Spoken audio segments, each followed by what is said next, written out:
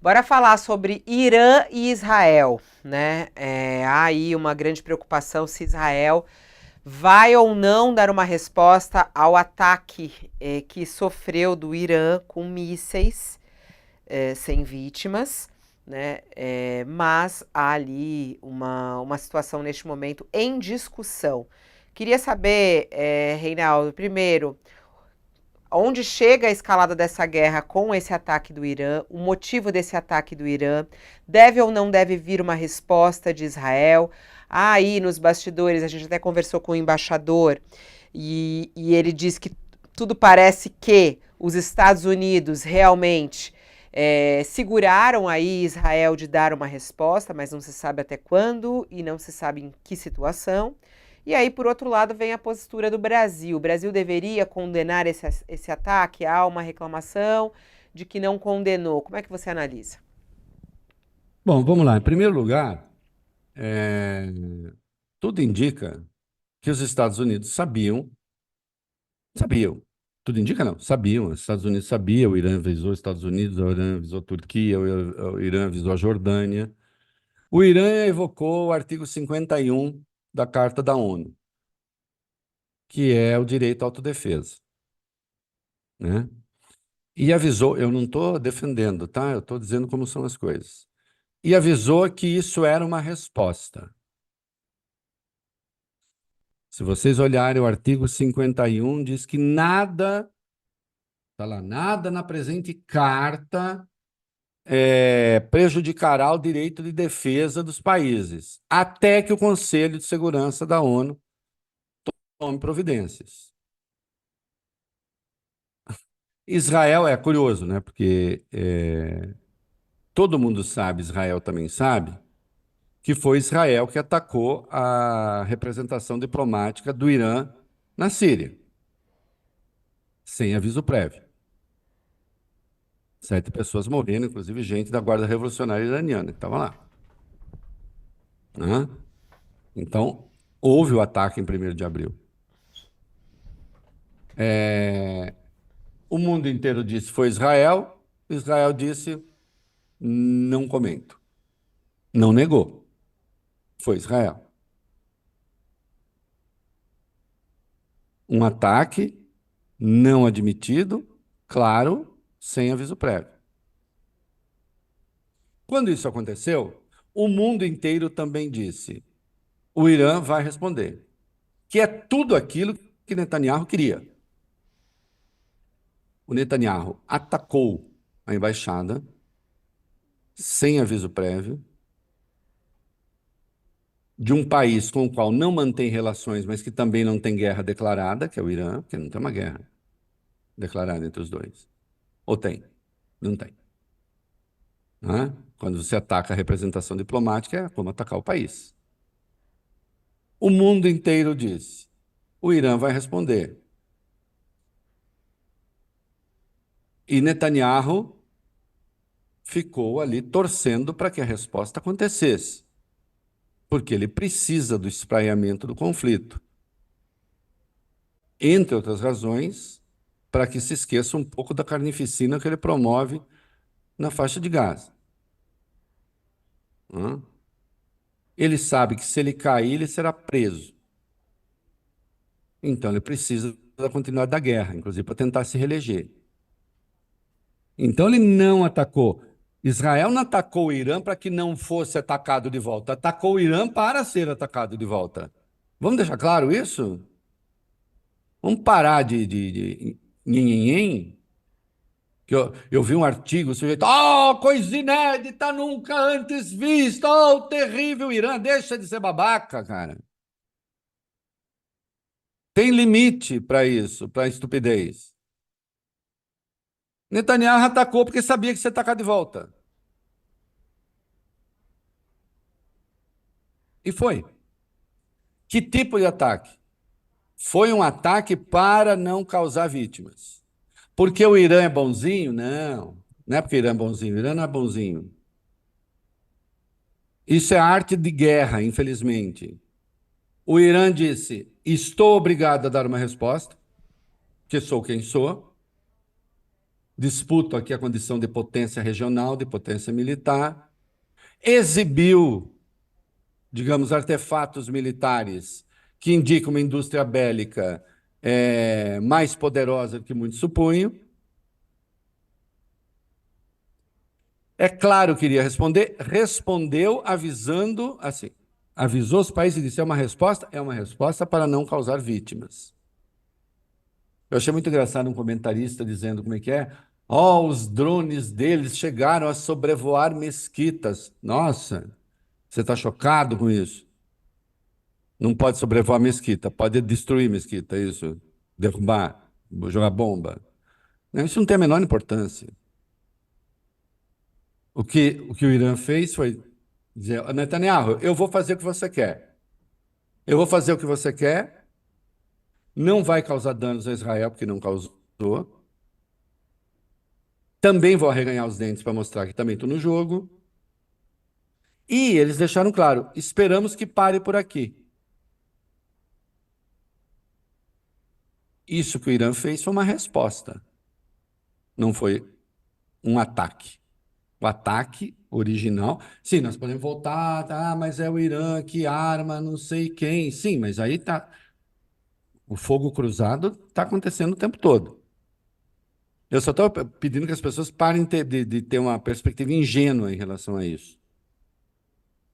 Israel sabia que o Irã ia atacar. Os Estados Unidos sabiam que o Irã ia atacar. Todo mundo sabia que o Irã ia atacar. Não restava ao Irã fazer outra coisa. O que o Netanyahu fez foi o seguinte: eu vou atacar lá, ele vai ter que me responder sob pena de ser um país humilhado, que sofre um ataque e não faz retaliação. Não é? Agora, precisa ver, os Estados Unidos conseguirão conter. Para Netanyahu, é fundamental que a guerra continue. Se envolver Irã, melhor. Quanto mais gente envolver para Netanyahu, melhor. Se o mundo inteiro entrar nessa guerra, melhor. Não é? Se detonar a Terceira Guerra Mundial, tudo bem. Desde que ele tenha a sua posição preservada, desde que se livre da cadeia. Hoje é esse o objetivo. O Irã não atacou Israel para provocar danos a Israel. Ah, mas se não fosse o domo, se não fosse o sistema de proteção antimísseis, sim, mas Israel tem isso. Todo mundo sabe que tem. Os avisos prévios que foram dados foi justamente para dizer, olha, fiquem atentos, vai ter aí mísseis, drones, etc. Porque nós temos de fazer isso, nós temos de fazer. É um teatro de atores que realmente se detestam, mas que também estão numa cena, né? Dizer assim, olha, realmente, se nós pudéssemos, nós destruiríamos vocês. Sabemos que não podemos, mas vocês sabem que nós vamos ter que responder. Israel disse, sei, estava preparado, né? E pronto, e respondeu. E você vê que coisa formidável, né? É admirável mesmo. Admirável. É admirável Israel, a sua capacidade de defesa. Nós vimos. Capacidade de defesa de um ataque como esse, que é relativamente potente, né? Que coisa, né, esse Estado não ter conseguido conter o ataque terrorista do Hamas, né? O governo Netanyahu não ter conseguido realmente conter o ataque terrorista do Hamas é dos maiores enigmas que há nessa história toda, que um dia Israel certamente vai desvendar, né?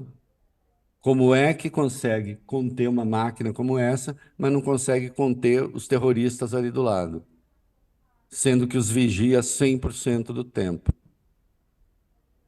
Que coisa notável. Então, espero que não haja retaliação, ou pelo menos que ela vá ser retardada, tal. É claro que o Netanyahu, para ele, a retaliação seria importante.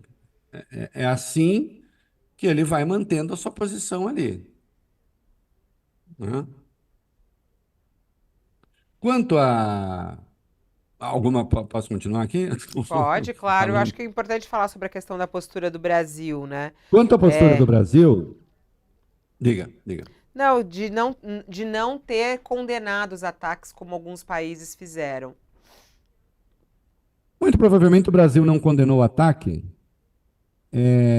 justamente por causa do artigo 51. Considerou uma retaliação, mas eu acho que fez mal, deveria ter condenado. Assim como condenou, sem citar Israel, porque Israel não admitiu, assim como condenou o ataque à representação diplomática do Irã na Síria. Acho que deveria ter condenado, ter usado o verbo condenar, porque usou o verbo condenar na primeira manifestação, e não usou o verbo condenar agora, né? Ah, a despeito da forma como o Brasil vem sendo tratado, e o governo brasileiro vem sendo tratado pelo governo de Israel, especialmente por um delinquente como Israel Katz, né? Que é o chanceler deles, nada menos, né? Ele aproveitou a crise do Elon Musk para atacar o presidente Lula. Não sei se vocês viram, né? Ele chamou, como é que é? O Lula de mentiroso, não sei o quê, no ambiente, marcando o Elon Musk, marcando o Lula, né? Então, ainda assim, eu acho que o governo brasileiro deveria ter usado o verbo condenar. Porque, obviamente, nada disso leva a um bom lugar. Quer dizer, quem está nos acompanhando, se tiver a chance, né, leia um livro espetacular, é um clássico já. Clássico, que até virou metáfora, as pessoas ficam usando isso o tempo todo sem conhecer o livro, mas A Marcha da Insensatez, da Barbara Tuchman, né? É um livro que tem que ser lido. Porque ela pega assim, ela pega quatro situações, né? Uma delas praticamente mítica e as outras três situações históricas, né? A Guerra de Troia, a Reforma Protestante, o período da independência dos Estados Unidos e a Guerra do Vietnã. E demonstra ali, Fabíola, de maneira magistral, como é que se fazem escolhas estúpidas, irracionais, assim, a- os líderes fazem essas escolhas, mesmo sabendo, mesmo dispondo de elementos para evidenciar que vai dar errado, que vai ser pior. Mas aqueles momentos em que a racionalidade falece e a estupidez prevalece, né? A gente está vivendo isso no mundo, em alguns lugares, está vivendo isso agora ali, na guerra, Israel, Hamas e isso tudo, o modo como as coisas estão se dando. Tem isso na guerra da Ucrânia e da Rússia. Escolhas assim que você sabe, não vai, isso não vai dar certo. É o pior caminho, é a pior saída, é irracional, mas e daí? Né? E, em certa medida, a gente vive isso no front interno, né? É muito impressionante. É a escolha da insensatez e da irracionalidade que 1 ano e 3 meses depois dos ataques, do ataque às respectivas sedes dos três poderes, seja o Supremo o alvo de alguns patriotas aqui. Que seja o alvo dos bolsonaristas, vá lá. Né? Porque sempre foi, durante 4 anos, em que o Supremo era o inimigo principal. Né? Mas se faz a escolha pela irracionalidade. Né? Por quê? Há um fundo de mistério aí. Né? E também é nesse caso da guerra. Né? É. Eu até achei aqui o post que você falou do embaixador Israel Katz Isso. atacando Lula, e ele falou se alguém deveria ser bloqueado ou censurado no X, deveria ser você, Lula. Você tem o hábito de censurar e distorcer a verdade, então não é surpresa que esteja tentando censurar os outros. Ele republica um conteúdo do Elon Musk, para poder atacar o Lula e tudo mais. Isso aconteceu no dia 11 de abril, na semana passada, então na quinta-feira passada, na verdade, antes até desse ataque que o Esses Irã 2 dias, fez. né? É, Uhum. e o que chamou a atenção, até que hoje, na conversa hoje com o embaixador Daniel, embaixador de Israel no Brasil, ele acabou, o Daniel Zonstein, né? Ele Sim. acabou até amenizando um pouco a situação, né? Ele falou que é, ainda há uma crise entre Brasil e Israel, né? Uma crise diplomática que permanece, mas há canais de diálogo. E ele deixou muito claro que esses canais de diálogo estão em andamento. Até quando foi perguntado sobre essa questão do Lula ser persona não grata, ele até falou: persona não grata não foi exatamente o termo que o nosso ministro usou. Ele disse: it's not welcome, né? Ele não é bem-vindo. E isso foi traduzido para persona não grata. Não é bem isso do ponto de vista jurídico e tudo mais, mas falando da possibilidade de cair com essa história de que Lula não é bem-vindo. Tá mudando um pouco o discurso, muito diferente, inclusive, desse post que fez o embaixador. Você acha que pode estar aí tendo um canal melhor já de diálogo entre Brasil e Israel, ou Reinaldo? Veja, conversas diplomáticas, os piores inimigos têm, né? Sempre. O tempo todo, né?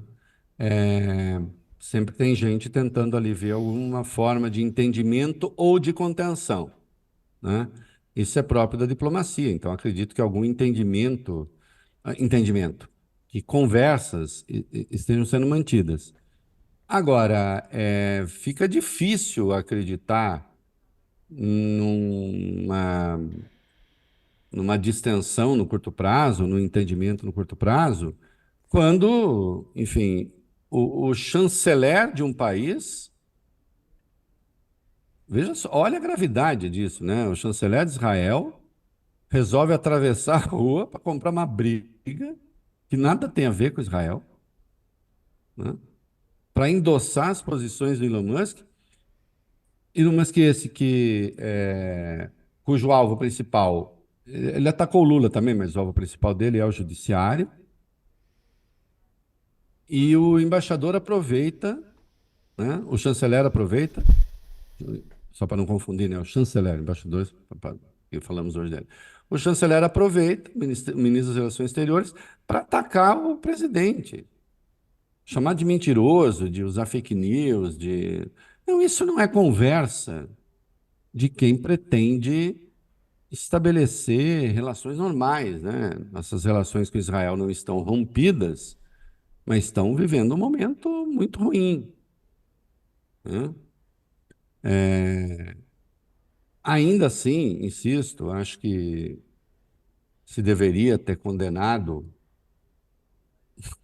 o ataque do Irã, mas assim, uma condenação vale por uma condenação formal, porque fica parecendo até que Netanyahu está descontente com o que aconteceu, né? Oh, que preocupado que eu estou. O Irã nos atacou. Como se ele não soubesse. Como se quando teve o ataque do dia 1º de abril, ele não tivesse a certeza absoluta de que a resposta viria, né? Mas ainda assim, acho que o Brasil deveria ter cumprido ali uma formalidade, porque de fato esse não é um bom caminho, né? Embora diga, sim, o texto diz da resolução que a resposta militar e o confronto armado nunca é uma saída, né?